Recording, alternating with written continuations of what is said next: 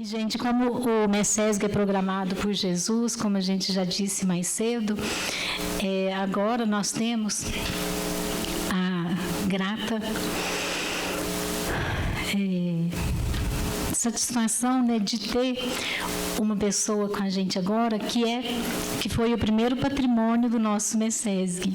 E ele está aqui porque é o MESESG, pelo amor que ele tem por nós, pelo nosso trabalho, e é uma emoção e uma alegria muito grande poder ter ele aqui com a gente mais um ano. Ele esteve aqui desde o primeiro MESESG e hoje que nós estamos com 31 anos, ele vir aqui somente para estar aqui com a gente é uma alegria sem palavras. Com vocês, Simão Pedro.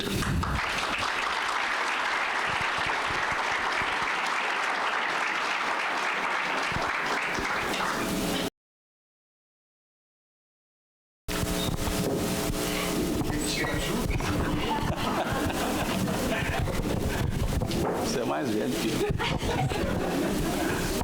Boa tarde.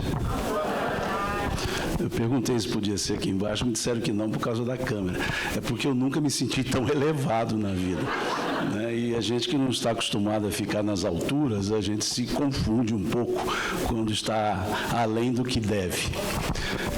Mas eu agradeço o convite. Realmente, desde o primeiro MESESG eu estou aqui, eu tinha 2 anos de idade, então faço 33 agora, então vim aqui como criança e continuo, né?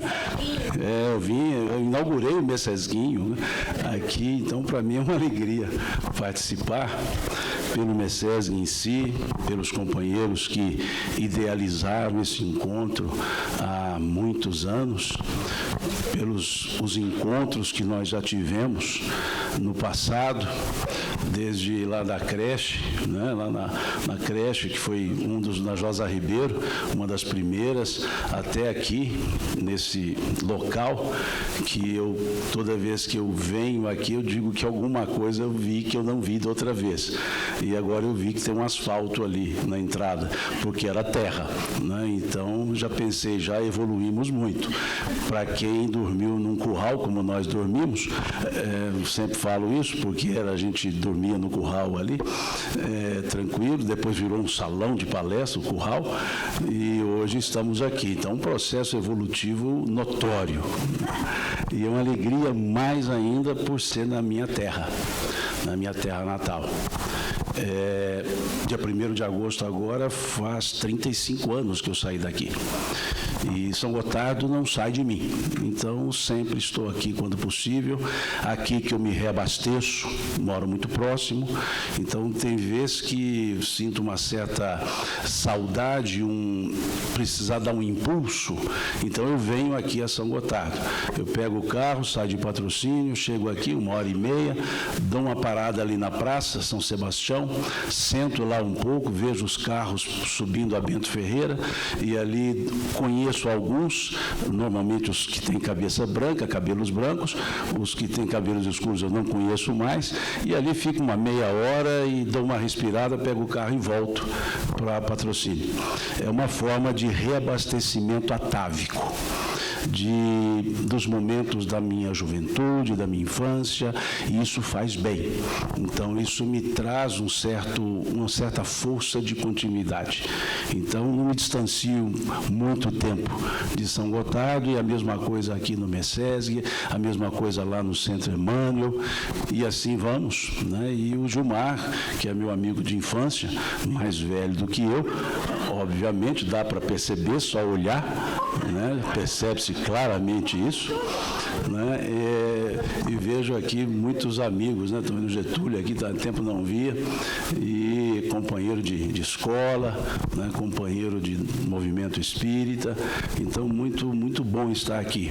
E encontrar amigos que fiz fora daqui, né? Como eu cheguei aqui, encontrei-me com a Ana, encontrei-me com o Elahar, né? Com o Alisson, pessoas que fomos conhecendo no movimento espírita, e pessoas que eu admiro, pessoas com quem eu aprendo.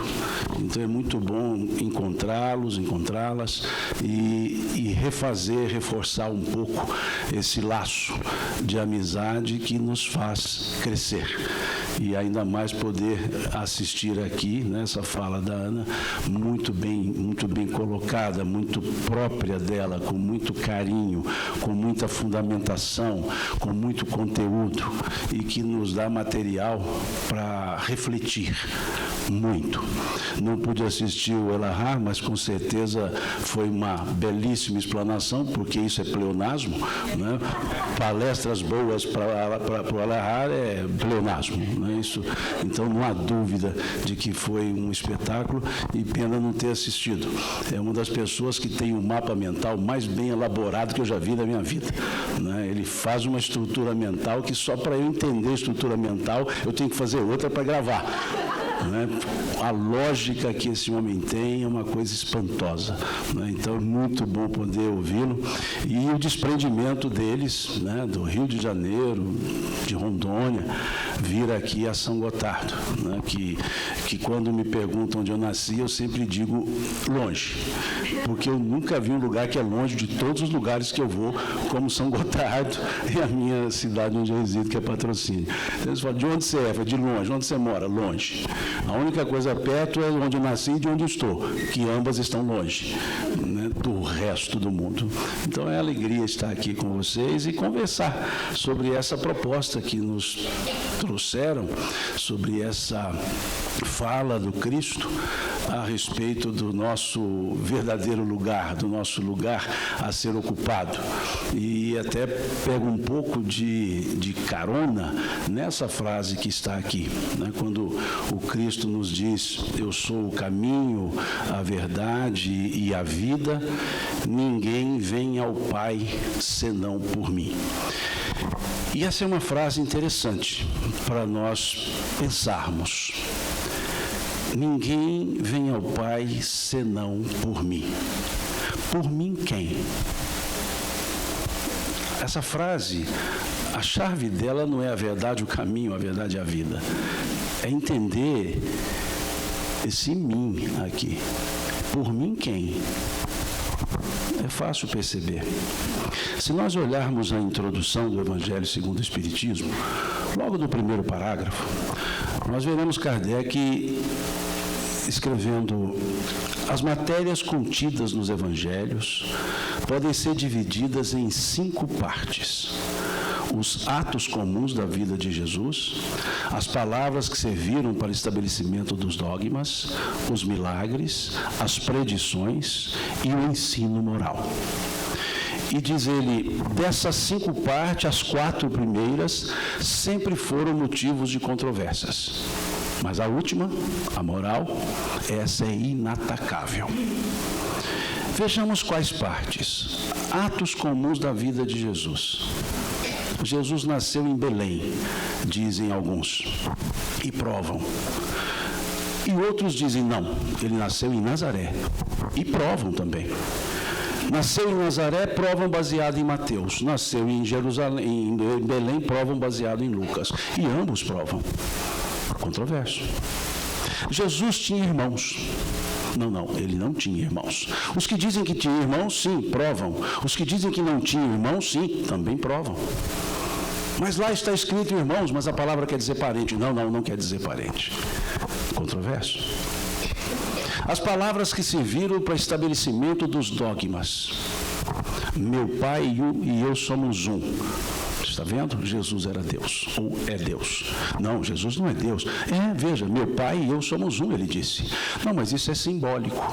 Não é simbólico, isso aí é fato. Não, é simbólico, porque se isso for fato, os apóstolos também são Deus. Por quê? Não, porque Jesus também disse. Não, ele não disse. Disse, eu estou em vós, vós estáis em mim, nós somos um no Pai. Não, mas isso é simbólico. Não, mas se isso é simbólico, então meu pai e eu somos um também é simbólico. Controverso.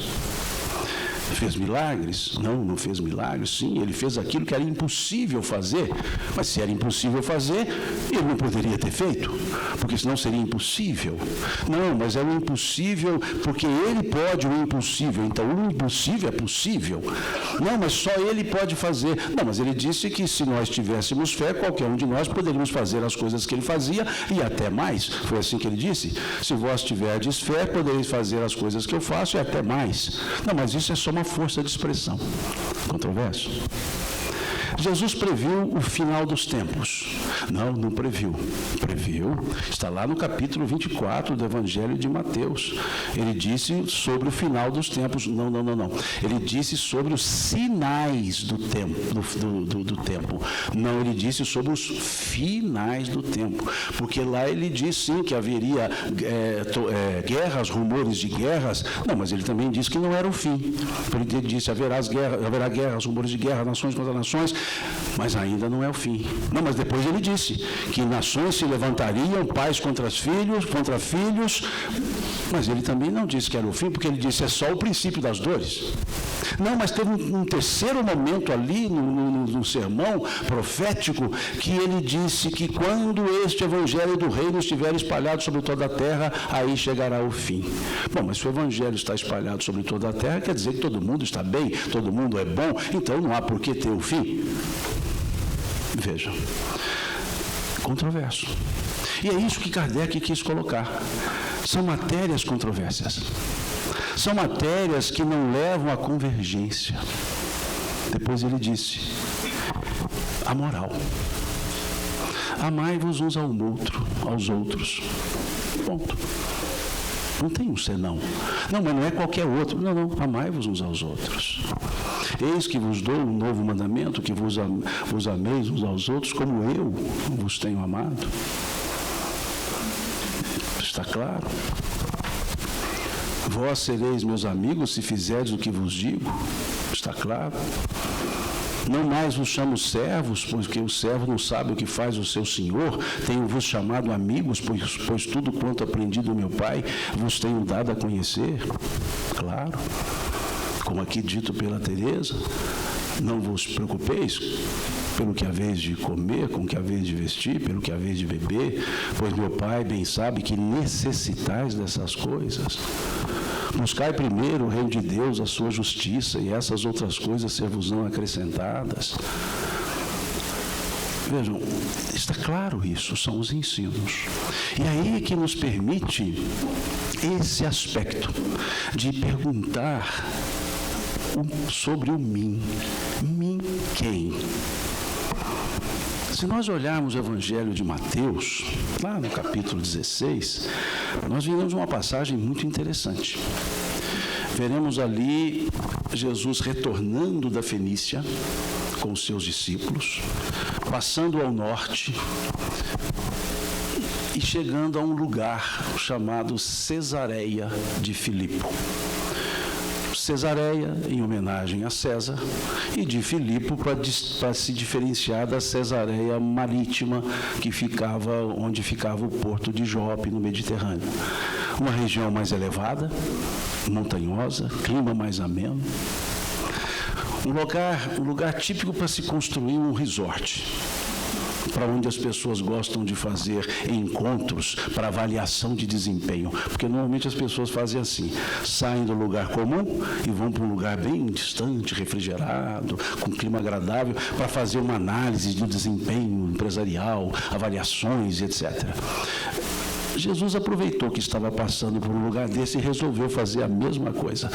Aliás, os demais é que fazem a mesma coisa que ele fez, porque ele fez primeiro. Mais ou menos 2 anos que ele havia pregando. Ele estava pregando há mais ou menos 2 anos. E essa parada em Cesareia, depois que ele foi pregar na Fenícia, Tiro, Sidom, ele volta e ali ele faz uma avaliação do seu trabalho. Avaliação mesmo. Ele para ali por um tempo e avalia esses 2 anos, perguntando aos discípulos: o que dizem os homens acerca do Filho do Homem? Em outras palavras, o que andam falando a meu respeito? E se fosse como nós aqui mineiros, ele diria: aqui debaixo de um quieto. O que eles andam comentando sobre mim? Ele perguntou: o que as pessoas estão entendendo daquilo que eu estou ensinando? E os discípulos responderam: Senhor, uns dizem que tu és Elias, outros dizem que tu és Jeremias, outros ainda dizem que tu és João Batista ou algum dos profetas ressuscitados. Em outras palavras, Senhor, ninguém entendeu nada. Ninguém sabe quem é o Senhor. Estão dizendo que é Elias, que é Jeremias, que é João Batista ou algum dos profetas ressuscitados. Essa foi a resposta. Em outras palavras, não entenderam. Mais ou menos 2 anos. E ele se vira para os discípulos e pergunta: e vós? Agora ele não está querendo saber a opinião dos outros. Ele quer saber a opinião daquela turma que estava ali com ele, lado a lado. E vós, quem dizeis que eu sou? E diz o evangelista que o apóstolo até então Simão, é nesse momento que Jesus dá uma arrumada no nome e põe Pedro. E ali ele diz o texto que Simão toma a palavra e diz: tu és o Cristo, o Filho de Deus vivo. Vejamos a resposta. Tu és o Cristo, o Filho de Deus vivo. Tá, Cristo na tradução para o grego. O Messias esperado. Tu és o Cristo, o Filho de Deus vivo. E Jesus vira-se para ele e diz: bem-aventurado és tu, filho de Jonas. Vejam o cerimonial montado. Vejam o caráter, por assim dizer, oficial dado, formal. Ele não chama pelo nome. Ele não chama bem-aventurado és tu, Simão. Bem-aventurado és tu, filho de Jonas. O que é filho de Jonas? O sobrenome. Bar Yohanan, Bar Joná, filho de Jonas. É o sobrenome. No Brasil nós não temos muito esse hábito, mas em outros países, quando não se tem uma intimidade ou quando se quer dar um caráter formal a uma conversa, a pessoa é chamada pelo sobrenome e não pelo nome. Quando se quer dar um caráter formal. No meu caso, o caráter formal era sempre o nome, quando a minha mãe me chamava. Simão Pedro, ou seja, alguma coisa séria ali a falar comigo e normalmente derivada de algo muito complicado que eu tinha feito, porque se não fosse assim, ela me chamava pelo apelido, mas Simão Pedro era complicado, né? Alguma coisa eu fiz, ela ficou sabendo antes de mim mesmo, mas ali não, Jesus o chama pelo sobrenome. O que Jesus estava respondendo a Pedro era muito formal. Bem-aventurado és tu, filho de Jonas, pois não foi a carne e o sangue que tu revelou tais coisas, mas meu Pai que está nos céus. Veja o que Jesus respondeu para Pedro: bem-aventurado é você, que não foi você quem disse isso, não foi a carne e o sangue que tu revelou tais coisas, não veio de você, mas do meu Pai que está nos céus. Ou seja, Pedro, o que você acabou de dizer foi uma inspiração divina. Em outras palavras, você não tem capacidade para dizer isso. Veja, bem-aventurado és tu, filho de Jonas, que não foi a carne e o sangue que tu revelou tais coisas, mas meu Pai que está nos céus. E com um detalhe: meu Pai. Ele não disse Deus que está nos céus. Meu Pai. O pronome possessivo é muito importante, porque ora há que Jesus diz meu Pai, ora há que ele diz Pai nosso, ora há que ele diz vosso Pai. Numa língua um pouco rasa, que era o aramaico, ficar abusando de pronomes não era normal. E ali tem diferença. Quando ele dizia meu Pai, é Deus na concepção dele, como Jesus entendia Deus, que é muito mais profundo do que como nós entendemos. Por isso ele dizer meu Pai e eu somos um. Quando ele dizia vosso Pai, é o entendimento que a pessoa tinha sobre Deus. Por isso, ser possível, ser perfeito, como perfeito é o vosso Pai que está nos céus.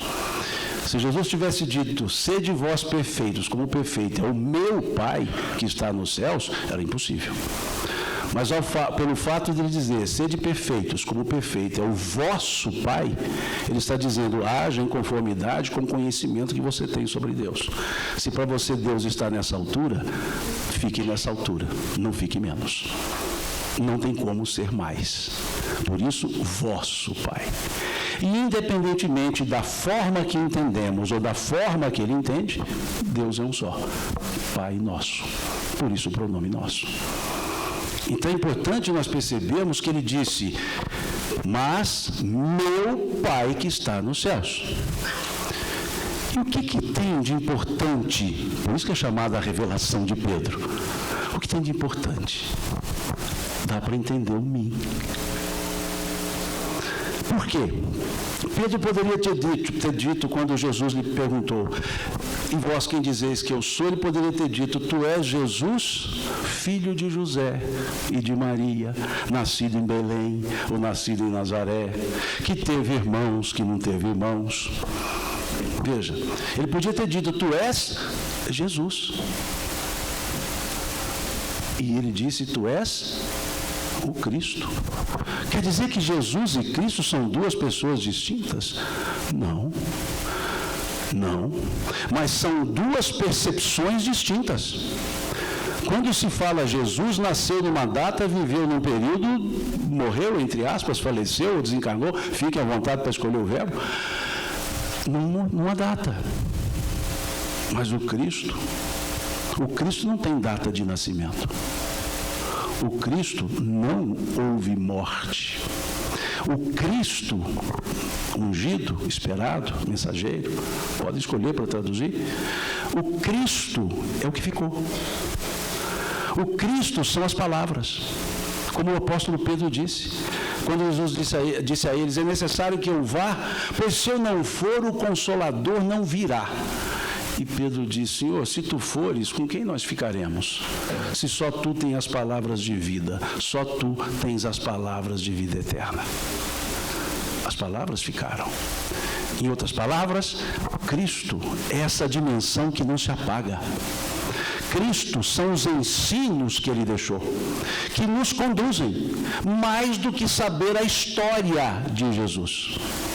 E aí perguntamos, a humanidade, arredondando as contas, 8 bilhões de habitantes. Arredondando as contas. 2,5 bilhões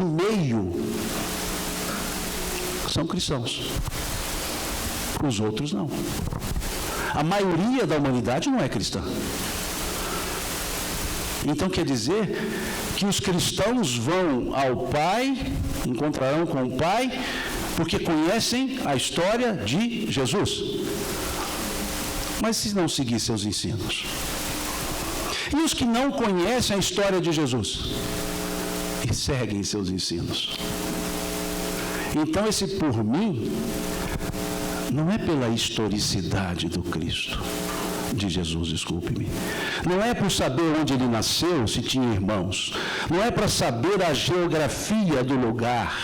Não é para saber se ele nasceu 6 anos antes dele ou no ano dele. Esse por mim são as palavras que ele deixou. Os ensinos. Palavras remotas no tempo, mas sempre atuais. Há um filme da década de 50, isso realmente eu não assisti à época que lançaram. Esse meu pai é que me falava. Mas pode ser assistido agora, remasterizado e colorido. Não tem nada a ver com nossa fala, mas tudo bem. Chama O Homem que Matou o Facínora. E aí há um momento lá no final do filme que ele vai contar, que ele conta a história do seu triavô sobre a postura e o respeito humano. E aí a pessoa pergunta assim, Eu já ouvi você falar sobre essas palavras várias vezes. Por que palavras tão remotas como essas não nos cansam? E ele responde, porque são a expressão da verdade. E aí é que vem a palavra do Cristo que não nos cansa, que ela é a expressão da verdade. Podem ser repetidas várias vezes, não nos cansarão.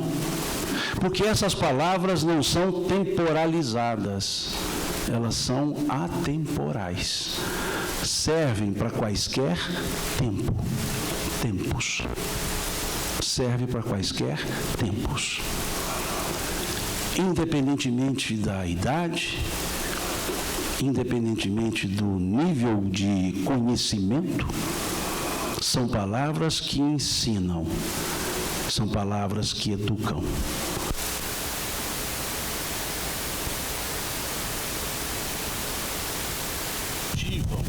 São palavras que nos fazem sentirmos melhores, nos motivam. E esse Cristo, ele nasce quando se toma conhecimento desses ensinos. Por isso, a data de nascimento do Cristo, ela varia de pessoa para pessoa. Jesus pode ter nascido 6 anos antes da era cristã? Pode ter nascido no Marco Zero, não tem problema. Mas para Pedro, o Cristo nasceu quando encontrou com ele e disse, deixa a rede, joga tuas redes fora, doravante farei de ti pescador de homens. Ali nasceu o Cristo para ele. Para Levi, Mateus, o Cristo nasceu quando ele estava ali coletando impostos e Jesus disse a ele, levanta e me segue. E assim para cada um de nós, o Cristo nasce quando nós tomamos o conhecimento dos seus ensinos. Então vejamos a frase. Eu sou o caminho, a verdade e a vida, ninguém vem ao Pai senão por mim, senão pelos seus ensinos. Muitos conhecem os ensinos, mas não sabem que vieram de Jesus.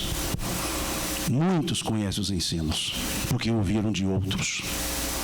Alguns que precederam ao Cristo e outros que sucederam a Jesus, desculpe-me. Então Jesus tem uma cronologia, o Cristo não. São as mesmas pessoas, mas são percepções diferentes. Por isso Pedro foi ali elogiado pelo Cristo, porque foi dito justamente isso. Tu és o Cristo, o Filho de Deus vivo, e não tu és Jesus, filho de José e Maria, que nasceu numa época, num lugar, etc. Porque tudo isso é temporalizado, tudo isso é cronometrado, e o Cristo não tem cronômetro para medir o tempo. No Cristo, o tempo não é um espaço decorrido. Quando se fala em Cristo, o tempo é o quanto se percebe, o quanto se sente. Normalmente nós queremos circunscrever o tempo. Normalmente nós queremos denominar, determinar, qualificar, ou melhor dizendo, quantificar o tempo. O tempo não é quantificável. Nós não temos quantificação para o tempo. Nós não temos sequer mensuração para o tempo. Não há medida de tempo de forma absoluta, ou absoluta a medida. Porque todas as medidas que nós usamos para o tempo são medidas de espaço. Espaço ocupado pelo tempo, mas não mede o tempo. O que é um ano? É o espaço que a Terra percorre em torno do Sol. Isso é o ano. O que é o mês? 1/12 do espaço que a Terra percorre em torno do Sol. O que é um dia? O espaço que a Terra percorre em torno do seu eixo. Ou 365 do espaço que a Terra percorre em torno do Sol. Então, o que é o tempo? O desgaste do relógio. Esse é o tempo. Esse não se mede. Jesus pode ser medido em tempo, nessa regra de espaço. O Cristo não. Porque Jesus pode se dizer, nasceu aqui, morreu aqui. no espaço do tempo, mas o Cristo não. Tempo se vive, tempo se sente, tempo se percebe, e a percepção do tempo é relativa, depende do que nós estamos fazendo. Aqui eu falando, 1 hora corre como se fossem 10 minutos. Aí vocês ouvindo, 1 hora nunca acaba, parece que são 6. E, no entanto, são 60 minutos. A percepção do Cristo é individual.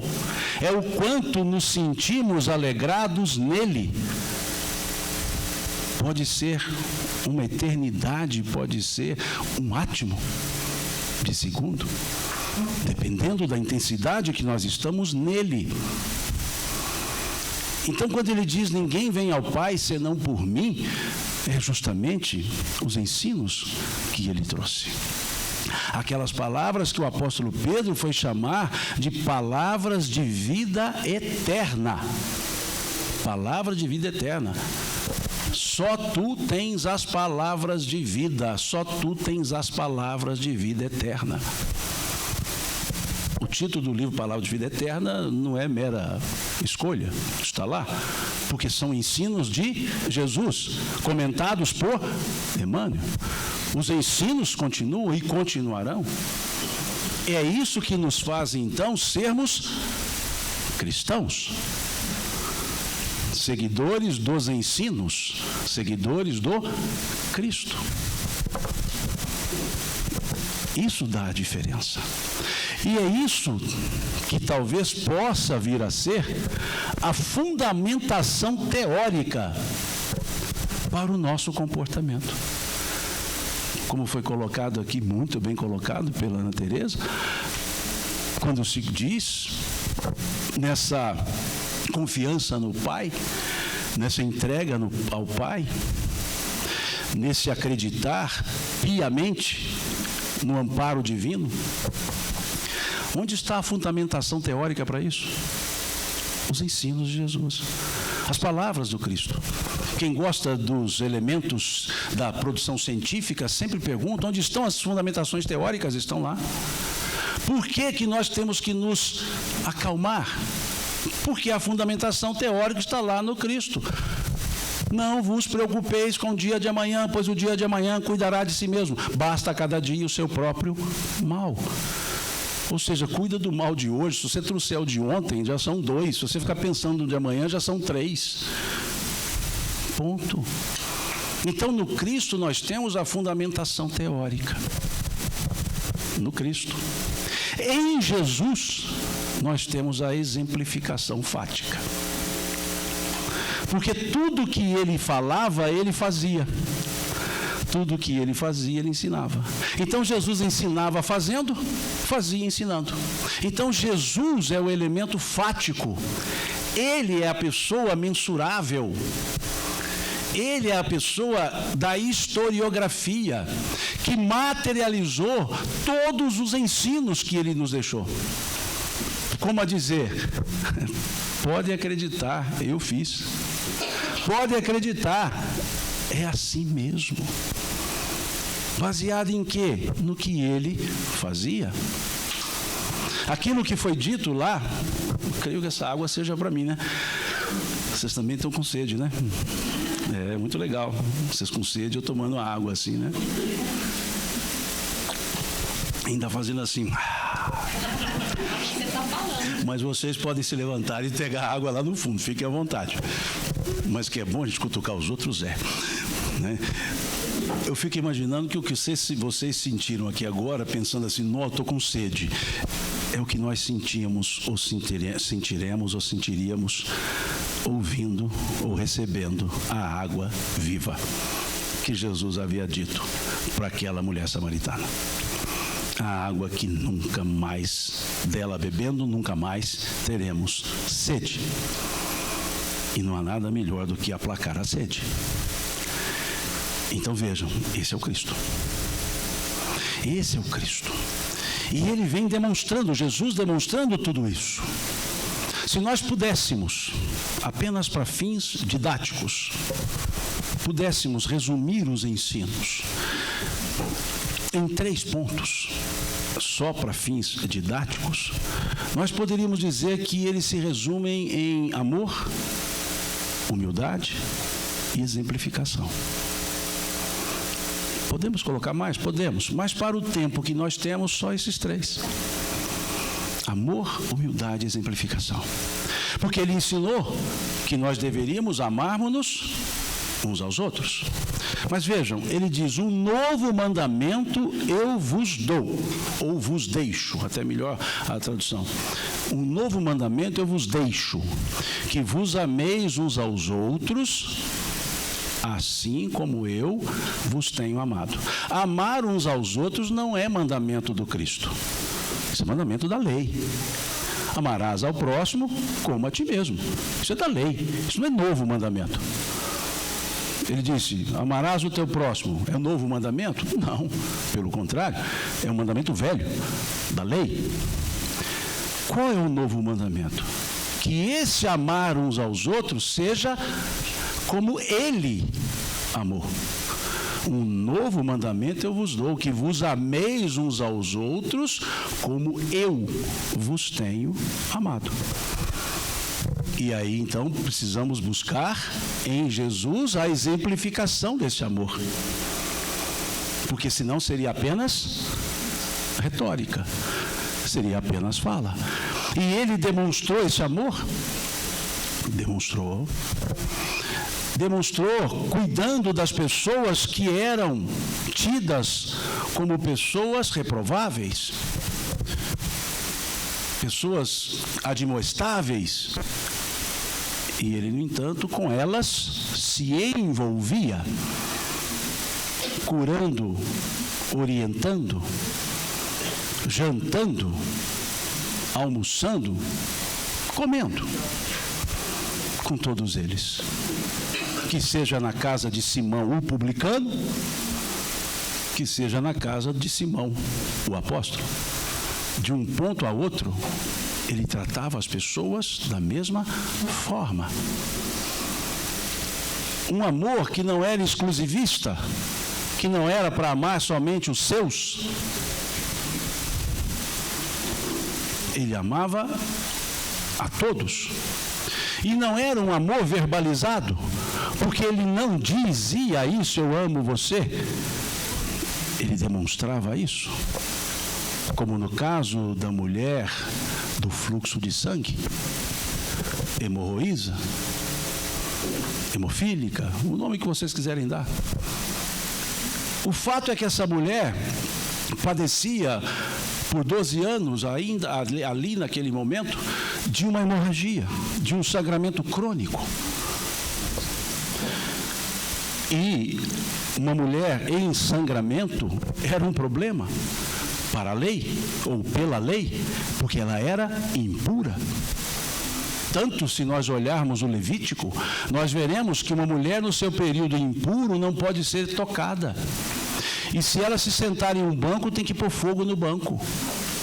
Se encostar em uma pessoa, tem que queimar o lugar onde ela encostou. Isso está lá, Levítico, reforçado. Então vejam, a situação dessa mulher não era uma questão só saúde, era saúde e era social. Porque ela tinha que andar sempre à distância dos demais, esconder a hemorragia. E essa mulher fica sabendo que Jesus estaria ali. E ela diz para si mesma: eu não conseguirei chegar até ele, pois sempre ele está ladeado por muitas pessoas. Mas se eu conseguir tocar-lhe a túnica, eu serei curada. E o fato foi esse.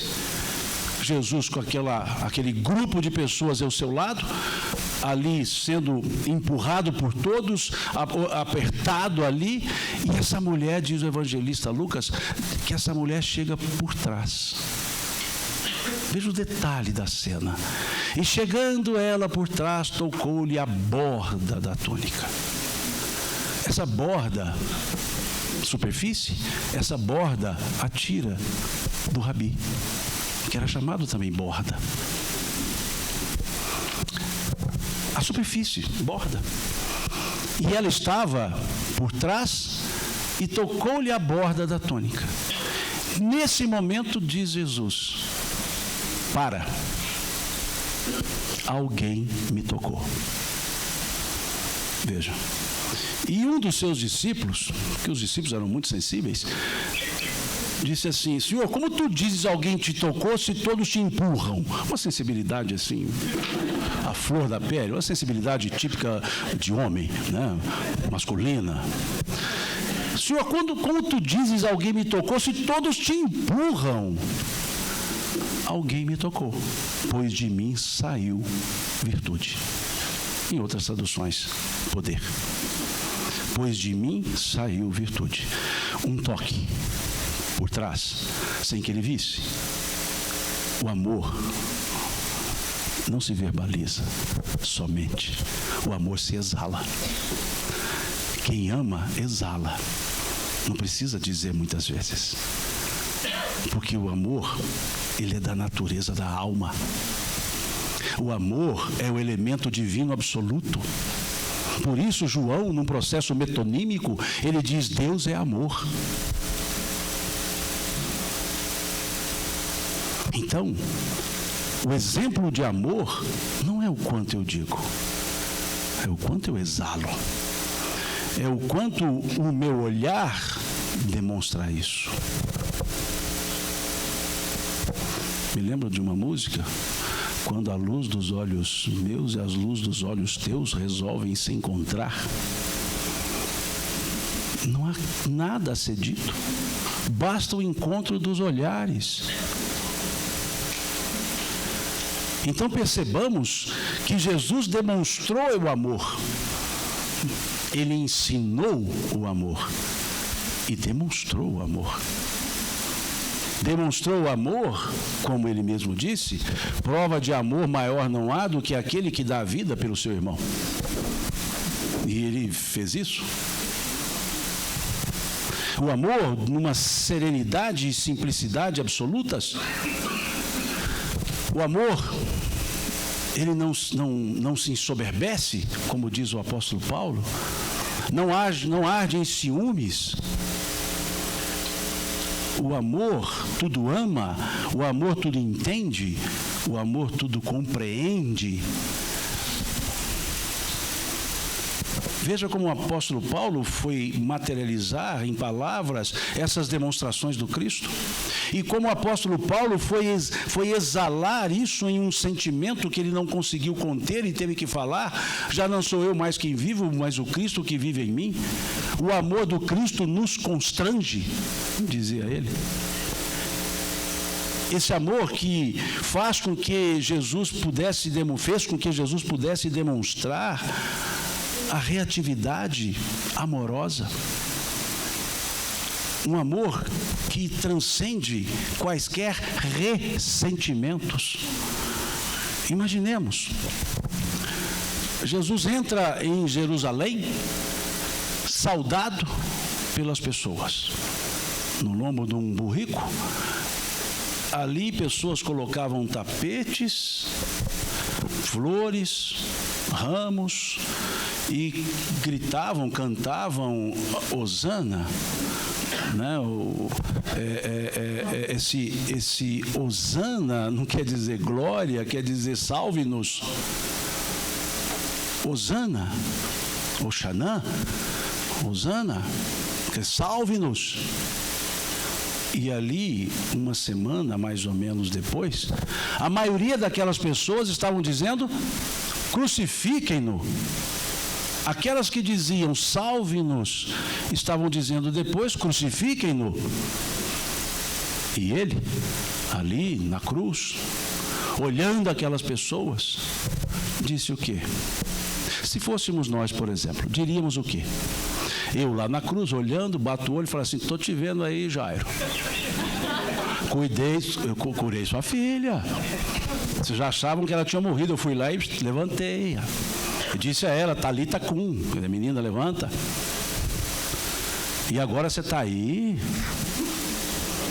mineiramente falando, pode deixar. Pode deixar. A hora que você me chamar, você vai ver o troco. Me magoei. Veja, mas o que ele disse? Pai, perdoa-os, eles não sabem o que fazem.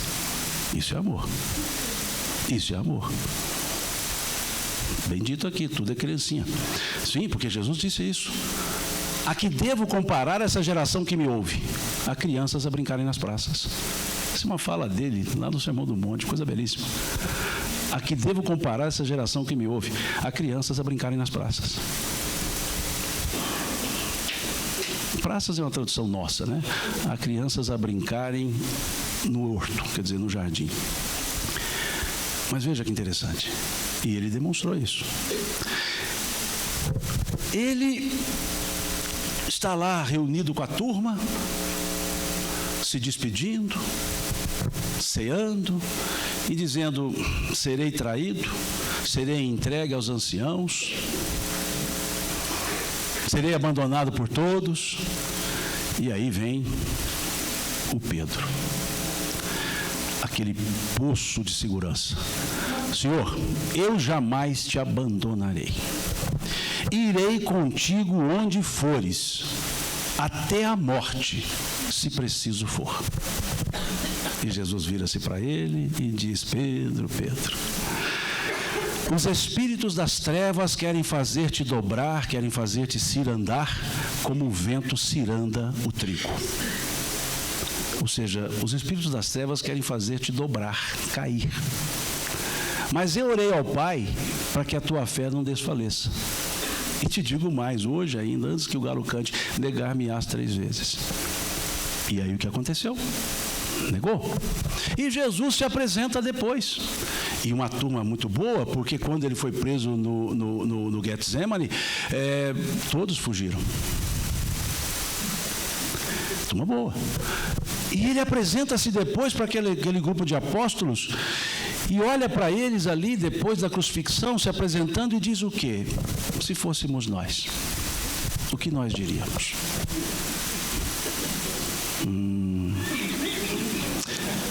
Pedro, você me acompanhou, Pedro. Você viu tudo que eu fiz. E você foge? Eu ainda falei para você, mineiramente, toma atento. E você vazou? Picou a mula, limpou o rancho?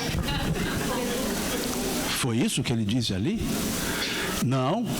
Ele podia ter dito para outra turma toda, tudo isso, mas vocês fugiram.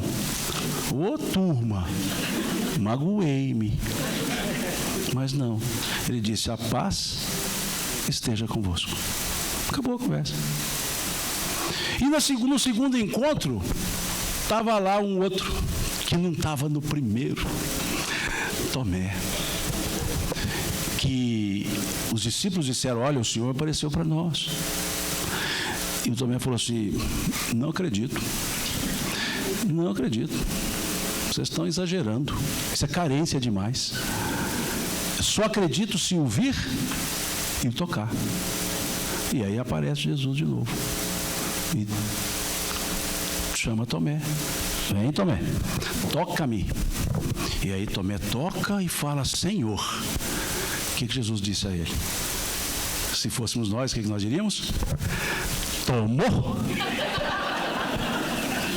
E aí? Tomou, né? Bem feito. Não, mas ele disse assim: acreditaste porque viste-me e tocaste-me. Bem-aventurados os que acreditam, sem nada ver ou tocar. Quem acredita pela mensagem. Esse era o amor que ele tinha. A humildade, muito bem trabalhada aqui, muito bem dita pela Teresa. Humildade, pés no chão, né? Humus, chão. E o dade é o barulho do pé no chão. Quando se bate o pé no chão. Humildade é estar com os pés no chão. É não ser mais do que é e não ser menos do que é. É ser o que é. E gostar de ser o que é. E Jesus foi um exemplo de humildade. chegaram para ele e disseram assim, quando ele foi lavar os pés dos discípulos, e disseram: Mestre, Senhor nosso. Disseram não, Pedro acabou dizendo, Pedro que dá essas fora toda hora, esses fora é sempre Pedro. Mestre, Senhor nosso, somos nós que devemos fazer essas coisas. Pois bem sabemos que devemos. E ele diz assim: vós me chamais mestre e Senhor, e dizeis bem, eu sou. Olha que danada de humildade essa dele. Se fôssemos nós, eu diria assim: que é isso, Pedro? Mestre? Ai, Pedro, você está com a cabeça longe. Mestre, que não, eu vim aqui para aprender com vocês. Se Jesus tivesse dito isso, ele seria um hipócrita. Se ele tivesse dito isso, se conheço mais ou menos a personalidade de Pedro, Pedro diria assim: então volta para o céu e manda um que sabe. Se Jesus dissesse que ele não era mestre, ele era hipócrita, porque ele era mestre sim. Vós me chamais mestre e Senhor, e dizeis bem, eu sou. Mas no outro momento, um jovem chega até ele e diz: bom Senhor, o que devo fazer para ganhar a vida eterna? E ele disse: por que me chamais bom? Bom só há um, Deus, que está nos céus. Quando chamaram-no por mestre, ele aceita. Quando o chamam por bom, ele não aceita. O humilde sabe o lugar que ocupa. Não fica aquém e não vai além. Porque se ele fosse o bom, Deus seria o quê? Não, bom só há um, Deus. E ele não disse meu Pai, ele disse Deus que está nos céus. Vejam, bondade ele não aceita, a maestria ele aceita, porque ele era mestre. Mas não podia se dizer o melhor de todos, porque Deus era o melhor de todos. Então o humilde sabe ao ponto que ele está. Ele não fica aquém do que ele é, porque senão ele será omisso. Mas não vai além do que é, senão será intransigente, vaidoso. Por isso, humildade, pé no chão. Mineiramente falando, até o falando eu falei mineiramente, né? Não falei falando, falei o falando nosso. Abaixa o facho. Humildade é isso, é facho baixo, farol baixo, assim, levanta não, desce daí. E Jesus era isso, ensinava isso. Ele não permitia que ninguém fosse além do que era, mas ninguém pode ficar aquém do que é. Como dizia o apóstolo Paulo aos Colossenses: se tua tarefa é ensinar, haja dedicação ao ensino, dedique-se a isso, é sua tarefa. Então é preciso perceber esse aspecto da humildade, que muitas vezes confundimos com timidez. Ah, eu sou muito humilde, eu gosto de ficar lá no fundo. Não, você é tímido, porque na primeira oportunidade você se mostra. A gente confunde humildade, por exemplo, dizer: ah, eu sou assim muito humilde, eu mal me preocupo com a limpeza da roupa. Não, isso aqui em Minas nós chamamos de desmazelado. Perceberam? E Jesus foi mostrar o seu ensino todo é em torno da humildade. Todos temos uma tarefa. Imagina uma alfabetizadora, um alfabetizador chegar para uma criancinha que nunca viu letras na vida e falar assim: eu vim aqui para aprender com vocês. Alfabetização não, ela pode aprender outras coisas, mas alfabetizar não. Então é preciso ter essa justa medida. Embora seja muito quase imperceptível a linha que vai separar essa noção de autoconhecimento da vaidade. Mas aí está a prova de vida, está a prova do dia a dia. Exemplificação. Jesus foi um exemplo de exemplo. Por exemplo, ele ouvindo os doutores da lei pregando, ele ouviu um doutor falando, e aí ele disse às pessoas: ouvi e praticai tudo o que eles vos dizem, mas não façais em conformidade com o que eles fazem, pois vos dizem uma coisa e fazem outra. No outro momento, está lá ele, e chegam 2 discípulos de João, o Batista. João, o Batista, estava preso. E esses 2 discípulos de João, o Batista,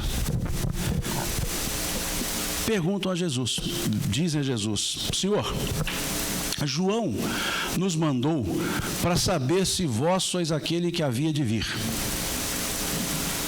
E ele responde para os 2 discípulos: voltem e digam a João as coisas que vocês veem e eu faço.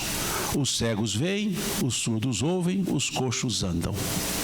Em outras palavras, contem a ele o que eu estou fazendo e ele saberá se eu sou ou não aquele que havia de vir. Exemplo, atitude. E esses 3 elementos Jesus utilizava para lidar com as pessoas. Quando os discípulos discutindo, debatendo, quem seria o que ficaria depois que Jesus voltasse aos céus, na linguagem dos evangelhos. E eles ficavam discutindo, quem seria? Eu. E diz o evangelista João, que Jesus, ouvindo isso, disse a eles: no mundo, vós tendes os governadores que vos dirigem. Não será assim dentre vós. Aquele que quiser ser o maior, seja o que mais sirva. Pois o Filho do Homem não veio para ser servido, e sim para servir.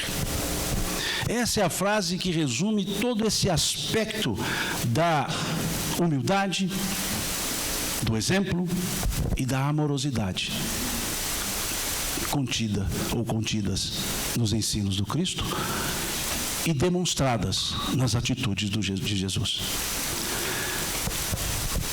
Aquele que quiser ser o maior, seja o que mais sirva. Qualquer semelhança com a atitude de Karl Rahner no livro O Monge Executivo não é mera coincidência. Ele copiou bem essa fala do Cristo, quando ele trouxe a figura do líder servidor. Lá no livro O Monge Executivo. O líder servidor, que é um pleonasmo. Todo líder só é líder porque ele é servidor. Porque senão ele será chefe, dono, mas líder não. Líder usa um verbo interessante. Ninguém vem. O que tem a ver isso aqui? Tem. A tradução não é ninguém vai. É a mesma coisa, não. Se eu falo vai, eu fico, o outro vai. Se eu falo vem, eu estou, ele vem. Se eu não posso falar vai, se eu estou para o lugar onde a pessoa está chegando. Então veja, quando Jesus disse ninguém vem, é porque ele já está com o Pai. Ninguém vem, ou seja, eu estou aqui, eu conheço o caminho, pode, manda ver, apruma, caça seu rumo. Veja, vem. Veja, ninguém vem ao Pai, eu já estou no Pai, dizia ele. Por isso vem, porque o líder, ele está sempre dizendo venham. O líder não diz vão, porque ele fica. Ele não é líder. Então sempre Jesus se colocava fazendo para exemplificação, para demonstração. Nesse caso do lava-pés, quando Jesus foi dizer a ele, vós me chamais mestre, Senhor, e dizeis bem, porque eu sou, ele acrescentou um detalhezinho nessa fala. Porque Pedro disse, somos nós que sabemos dessas coisas e que devemos fazê-las. E Jesus disse, vós já sabeis dessas coisas, bem-aventurados sereis, se agora as praticares. Saber e não fazer, melhor não saber. Mas se sabemos, por que não fazemos? Porque não queremos. Então, veja o líder servidor. Vem. O líder servidor serve. Porque lá nesse momento do lava-pés, ele disse a mesma coisa. Pois o Filho do Homem não veio para ser servido, e sim para servir. Sim, para ser útil. Ana Teresa disse aqui, eu já coloquei 3 pessoas na fala dela, a Ana Teresa e a Ana Teresa. Ela disse aqui,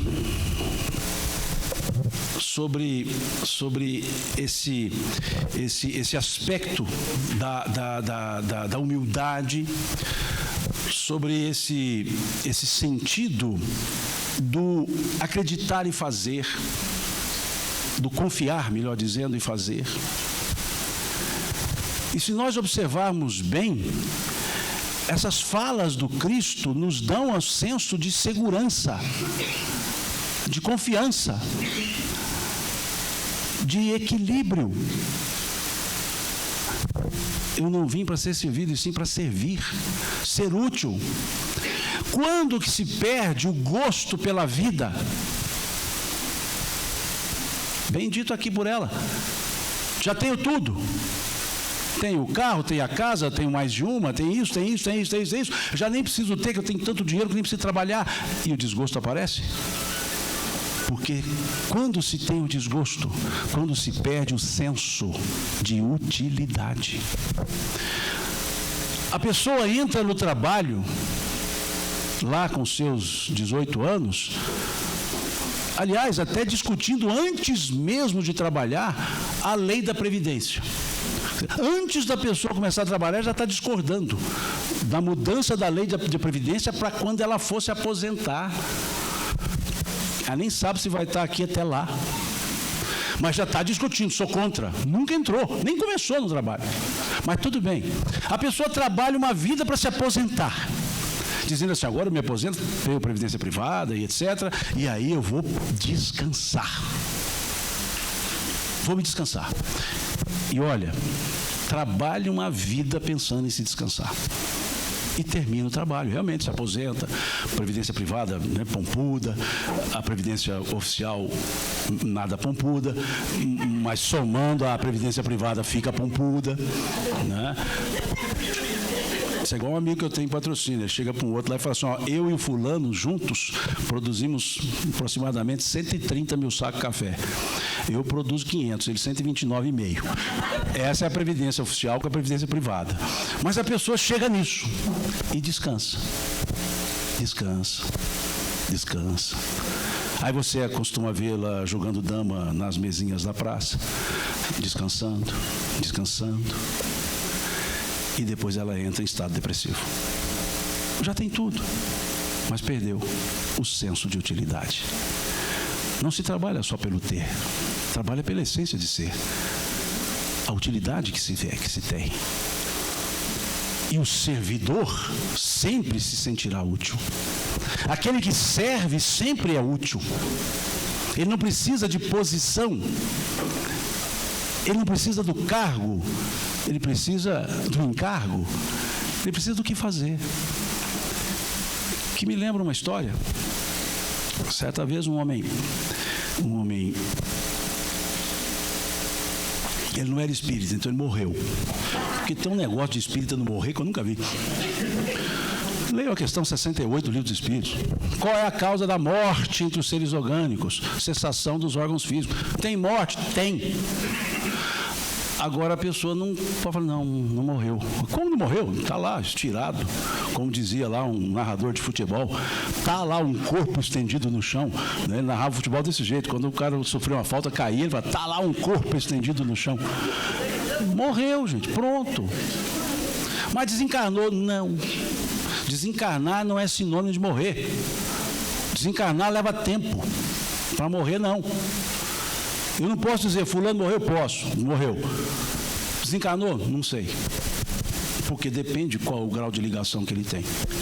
Lá no céu e inferno, Lisbeth levou 150 anos para se desencarnar.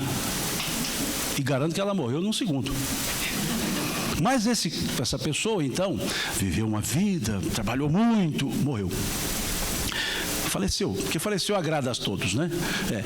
Faleceu aí agrada, não precisa falar morreu nem desencarnar. Faleceu.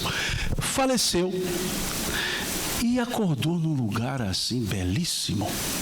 Um lugar assim de uma grama verdíssima, aquela brisa suave, né? Você pisava nas gramas como eu estou pisando nesse tapete aqui, todo macio, e ali aquela música ambiente, cantada quase que por harpas, tocadas por harpas, e ele olha aquela coisa e fala, meu Deus, E aí encontra-se com um jovem, uma feição bem tranquila, sorridente, dizendo: olha, o senhor faleceu, está aqui agora, aqui o senhor poderá ter todos os prazeres que o senhor quiser. O senhor poderá aqui descansar à vontade. O que o senhor não teve lá na terra, o senhor terá aqui. E ele falou: que bom. E se descansou um dia, descansou-se mais um dia, se descansou mais um dia, se descansou até um dia que ele se cansou de se descansar. E falou: eu preciso fazer algo, eu quero algo para fazer. Eu vou procurar aquele jovem que me disse que quando eu precisasse de qualquer coisa era para procurá-lo. Então ele procurou o jovem e disse: olha, aquele dia você me recebeu aqui, falou que eu podia te procurar quando eu quisesse, se tivesse alguma necessidade, e eu estou aqui feliz, descansando, mas eu estou te procurando pelo seguinte: eu me cansei de descansar, eu queria algo para fazer. E aí o jovem olhou para ele e disse: eu me esqueci de dizer, a única coisa que eu não consigo atendê-lo é algo para fazer, porque aqui não se tem o que fazer, aqui é para descansar. Então, infelizmente, eu não posso lhe dar algo para fazer. Aí o homem olhou para ele e disse: eu bem que poderia ter ido para o inferno. E o jovem olhou para ele e disse: o senhor pensa que está onde? Porque Jesus havia dito: meu pai trabalha até hoje e eu trabalho também. Trabalho é ocupação útil. O dia que nós nos descansarmos do trabalho, perderemos o senso de utilidade. O dia que nós deixarmos de servir, nós perderemos o senso de utilidade. Então, por isso, Jesus foi o exemplo do líder servidor. No mundo, tendes os governadores que vos dirigem. Não será assim dentre vós. Aquele que quiser ser o maior, seja o que mais sirva, pois o Filho do Homem não veio para ser servido, e sim para servir. E esse servir do Cristo é constante, é perene. Então a frase que ele nos disse é perene: vinde a mim, todos vós que estáis cansados, fatigados, e eu vos aliviarei. Tomai sobre vós o meu jugo e aprendei de mim, que sou manso e humilde de coração. E então encontrareis refúgio para as vossas almas, pois leve é meu fardo, suave o meu jugo. Esse é o Cristo, cujos ensinos estão de braços abertos, nos esperando, para nos aconchegarmos nesses ensinos e reposicionarmos as nossas vidas. Se tivermos alguma dúvida, basta voltar aos ensinos e perceber que tem uma orientação. Tem uma orientação, como muito bem colocado nessa dinâmica feita aqui no início pela Ana Teresa. Nós podemos olhar para dentro, olhar para nós e perceber que o que não nos falta é potencial e força. Talvez nos falte é a vontade. E a vontade o Cristo não dá. Ele dá o caminho, mas a vontade nós é que a teremos. Ele disse à filha de Jairo: menina, levanta. Ele não a levantou. Ele disse a Lázaro: sai. Mas ele não foi lá tirá-lo. A vontade é nossa. A partir da vontade, os ensinos estão ali. A partir dos ensinos, a vida se posta para a gente vivê-la na forma que ela precisa ser vivida, com intensidade, vontade e alegria. Muito obrigado pela paciência de vocês, pelo convite. Desculpe ter mudado o esquema todo do horário. E que Deus lhes pague.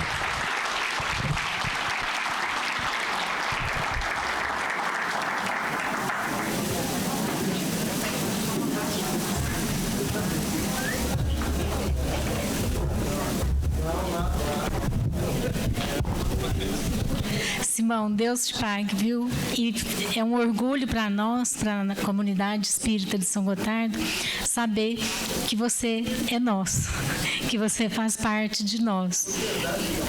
Você é propriedade de São Gotardo, do movimento espírita de São Gotardo, e falar sobre você é chover no molhado. Então, Deus lhe pague por tudo sempre.